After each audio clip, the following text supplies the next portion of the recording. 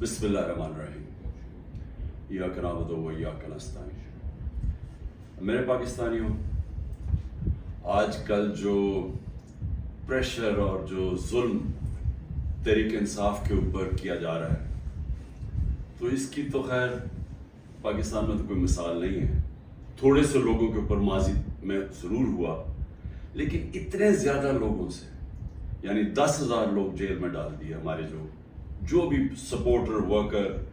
جس کا پتہ چلتا ہے تحریک انصاف سے کچھ، اس کو جیل میں ڈال دیتے ہیں۔ لیکن صرف یہی نہیں کیا،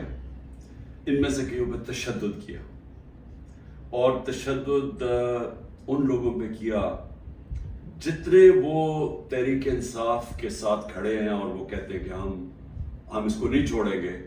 ان کے اوپر اور زیادہ ہر قسم کا ظلم بھی کیا جاتا ہے، تشدد بھی کیا جاتا ہے۔ میں نے